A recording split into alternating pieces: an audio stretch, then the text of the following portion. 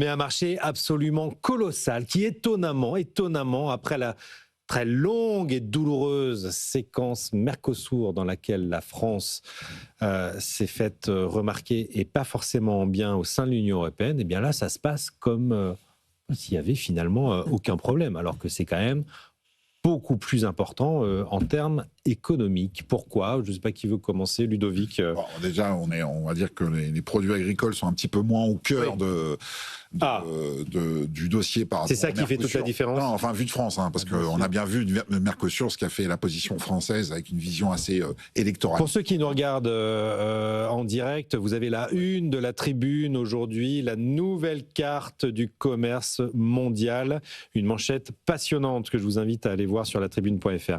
Puis après, je pense que les derniers jours qu'on a vécu, c'est-à-dire Groenland, Davos, plus quelques sketchs issus de la Maison Blanche, oui. Change le contexte. C'est-à-dire que on voit bien que le multilatéralisme et la capacité pour l'Europe à tisser des accords et à mettre en œuvre, puisqu'il y a d'autres choses dans le tuyau qui devraient arriver dans les mois. Le multilatéralisme, c'est très dur à dire. Décidément. On va y arriver. Le multilatéralisme, décidément, je n'y arriverai pas, n'est pas mort, contrairement à ce qu'on pourrait croire. Si, moi je pense qu'il est mort. En revanche, le multibilatéralisme n'est pas mort. C'est-à-dire qu'en fait, Patrick Martin du MEDEF le dit très bien, les Américains nous enquiquinent, c'est super de signer le Mercosur, ça nous ouvre des marchés, il faut le faire avec l'Inde, avec l'Indonésie, et il a raison. Ça, c'est le b.a.-ba de l'économie. L'échange enrichit. Bon, on a un échange avec les États-Unis. Est mort, on a un échange avec les États-Unis qui est très dense. Parce que ce sont deux zones très riches et parce que de toute éternité, on se faisait confiance. Depuis quelques mois, il y a des raisons de voir cette confiance un peu ébranlée. On a évidemment tous les problèmes qu'on connaît avec la Russie et des difficultés avec la Chine. Évidemment, n'importe qui, un enfant de maternelle à qui on présente une planisphère, on dit voilà, j'échange beaucoup avec lui, mais j'ai des problèmes avec lui, qu'est-ce que je peux faire ? Il dit va voir ailleurs. Et donc, il faut aller voir ailleurs. Et donc, signer avec le Mercosur, c'est bien, même s'il faut évidemment trouver des amendements pour que la partie agricole du traité ne soit pas trop défavorable à nos entrepreneurs agricoles, parce que c'est de ça qu'il s'agit. Il faut le faire avec l'Inde, donc c'est très bien qu'on le fasse. Et là, effectivement, comme on le disait à l'instant, il y a beaucoup moins de concurrence sur les produits agricoles. Enfin, on voit bien que ils vont pas nous envoyer leur charolais et ils vont pas nous envoyer leur culture de blé dans une terre arable formidable type Beauce, parce que c'est juste ils en ont pas.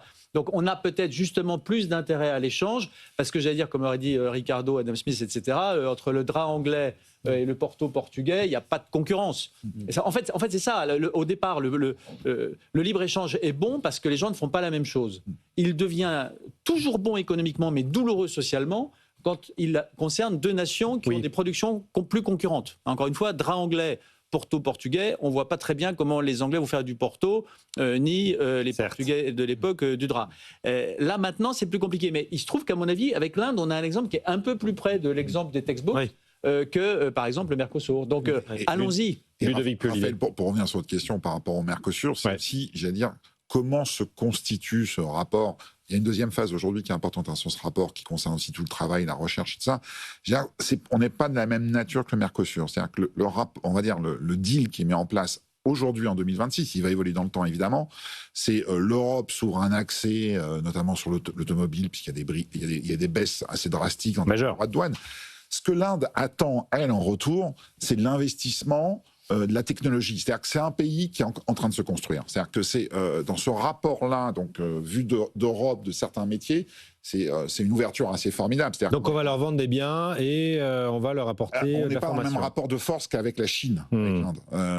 L'Inde a encore un grand chemin pour se constituer en tant que géant de l'économie, ce qui va devenir. Mais il y a un marché intérieur, il y a des écarts très forts en termes notamment de PIB et autres par habitant selon les zones. C'est un marché en devenir. Il y a une capacité. Après, ça sera juste la question, c'est comment, dans 20 ans, si on reprend ce débat avec un peu plus de cheveux blancs, est-ce qu'on aura fait la même bêtise qu'avec la Chine, avec l'Inde ? Ça, l'avenir le dira. Ça, c'est l'avenir dans le transfert de techno et autres. On verra. L'accord, c'est des baisses de douane sur 96,6% des marchandises européennes exportées sur le territoire indien. Vous évoquiez tout à l'heure les voitures. Les droits de douane vont passer à terme de 110 à 10%. c'est l'ouverture d'un marché absolument phénoménal. Alors avec des quotas, pas plus de 250 000 unités, mais tout de même. Olivier Babot, bonne nouvelle cet accord ? Oui, c'est une bonne nouvelle. Moi, j'ai pas compris le psychodrame autour du Mercosur. Je suis un des rares à dire, mais je comprends pas pourquoi tout le monde est contre. Enfin, je veux dire, ce truc-là est une construction, et j'en veux beaucoup aux hommes politiques qui n'ont pas eu le courage d'expliquer que si on regardait ça de façon générale, c'était extrêmement favorable à notre économie et qu'on en avait besoin parce qu'en effet, nous sommes dans une phase de reconfiguration extrême. On a eu 2 grandes désillusions liées à Montesquieu récemment. La première, c'est la séparation des pouvoirs dont on voit aux États-Unis que finalement, elle a beaucoup de mal à se défendre. Et on pensait pourtant que s'il y avait bien un endroit, ils vont fêter le quart de millénaire de l'indépendance, le 4 juillet quand même, les États-Unis. S'il y avait bien un endroit qui savait ce que c'était que la séparation des pouvoirs et qui avait quand même prouvé que Montesquieu c'était du solide, c'était là-bas. Et pour l'instant, c'est quand même un peu fait. Deuxième chose, c'est le fameux doux commerce qui apporte la paix entre les nations. Or, on a compris depuis l'Ukraine au moins qu'on pouvait parfaitement se faire du commerce et en fait être dans une forme de guerre et puis vouloir. Thomas Hobbes a gagné sur Emmanuel Kant. Il a toujours gagné face à Emmanuel Kant, Thomas Hobbes.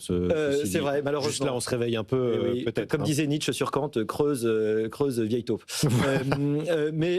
Donc, on est dans une reconfiguration. Et là encore, tu disais que Davos, Philippe, avait été intéressant. C'est vrai, il y a eu une prise de parole très intéressante du secrétaire au commerce Howard Lutnick, qui a en fait entériné la fin de ce qu'on pourrait appeler le mondialisme. Pas la mondialisation, mais parce qu'elle va toujours être là, mais le mondialisme, c'est-à-dire l'idée qu'on va devenir un immense grand marché et qu'il va falloir s'ouvrir. Non, il va falloir être très lucide maintenant. C'est effectivement du multilatéralisme entre les zones. Et il faut à chaque fois qu'on redéfinisse et qu'on renégocie en faisant très attention. On va choisir l'indépendance. On a besoin d'être ouvert, on a besoin de ces marchés. Et ces marchés ont aussi un peu besoin de nous. C'est 1,4 milliard d'habitants quand même, l'Inde, avec une très grande promesse de développement. C'est extraordinaire de s'ouvrir. Évidemment, il y a des quotas, mais il y a des quotas dans les deux sens, il faut dire aussi. Vous parlez de Howard Lutnick, le secrétaire américain au commerce. On va écouter le secrétaire américain au Trésor, Scott Bessent. Voilà ce qu'il dit aux Européens sur la signature de ce traité avec les Indiens. Le président Trump a travaillé dur pour établir un traité de paix avec la Russie et l'Ukraine. Les États-Unis ont fait beaucoup plus de sacrifices que les Européens. Les États-Unis ont imposé 25% de droits de douane sur l'Inde pour avoir acheté du pétrole russe. Et devinez ce que font les Européens. Ils signent un accord avec l'Inde. Et pour être clair, le pétrole russe arrive en Inde, puis les Européens achètent ce pétrole raffiné par l'Inde. Les Européens financent une guerre contre l'Europe, contre eux-mêmes. La présidence de Donald Trump finira par venir à bout de la guerre en Ukraine. Voilà ce que disent les Américains. On est là pour vous en Europe pour traiter la guerre en Ukraine et vous allez signer un accord de libre-échange avec un pays par lequel passe du gaz russe. Et il n'a pas totalement tort, Scott Bessent. Alors, comme toujours avec l'administration américaine, c'est n'importe quoi, mais ça s'autorise d'un bout de vérité. Donc c'est vrai que les Indiens, et d'ailleurs ils s'en cachent à peine, trichent. Et importent du pétrole russe qu'ils raffinent et qui nous renvoient raffiné, ou que parfois même ils nous renvoient tel quel. Mais ils n'ont jamais en même temps vraiment dit qu'ils étaient de notre côté et contre les Russes. Ils sont extrêmement prudents. L'Inde, historiquement, c'est le seul vrai non-aligné, l'Inde. C'est un pays, parce qu'il en a les moyens. C'est un pays énorme, évidemment démographiquement, mais avec le temps de plus en plus économiquement. Il peut se permettre d'être non aligné. Moi, les quelques Indiens que je connais me disent tout le temps, mais c'est pas parce qu'on fait du commerce avec les Russes qu'on n'en fait pas avec vous. Mais il y avait eu un rapprochement d'ailleurs sous Joe Biden majeur entre l'Inde et les États-Unis. Ils disent toujours aux Américains, on peut parler avec vous. D'ailleurs, ils achètent de tout, même du matériel de guerre, bien sûr aux Russes traditionnellement, mais ils en achètent aussi. Donc l'Inde, c'est un univers, vous le disiez tout à l'heure, c'est le pays le plus peuplé de la planète, et en plus maintenant, il commence à être un vrai acteur économique qui compte, ce sera de plus en plus le cas.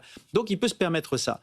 L'histoire du pétrole, c'est quand même une plaisanterie de garçon de bain, parce qu'évidemment, on le sait depuis longtemps. C'est pas parce qu'il y a un accord de libre-échange qu'on l'autoriserait plus qu'avant. On peut très bien l'interdire aujourd'hui. C'est une question de volonté politique. C'est sans aucun rapport avec un traité de libre-échange qui porte sur le reste. Donc on laisse ça de côté, les questions diplomatiques et de guerre en Europe. C'est d'entendre ça de la part de Scott Bessent, qui appartient à une administration dont une partie substantielle attirait ou tire des revenus du pétrole, directement ou indirectement. Ils jouent leur carte, évidemment. Sachant que, comme vous le savez, la conséquence la plus importante pour l'économie américaine de la guerre entre la Russie et l'Ukraine, c'est qu'on leur achète énormément de gaz de schiste, ce qu'on ne faisait pas avant, parce qu'il faut bien trouver du gaz qu'on ne peut plus trouver en Russie.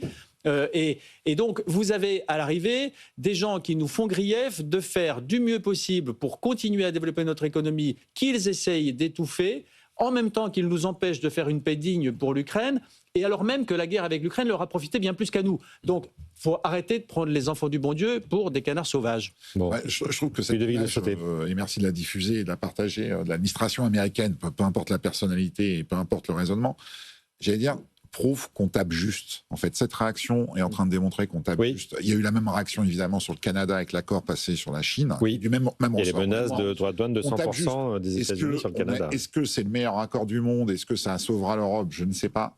Mais il est temps de réagir comme ça. C'est-à-dire que, en fait, cette séquence-là, entre ce qu'on a vécu... C'est 20 ans de négociations. Mais ce qu'on a vécu à Davos la semaine dernière, et ce qu'on vit là depuis quelques jours, par hasard du calendrier, entre l'accord Canada-Chine et l'accord Europe-Inde, et d'autres accords qui vont arriver, je pense à l'Australie et autres, parce qu'il y a d'autres accords dans les tuyaux aussi, côté européen.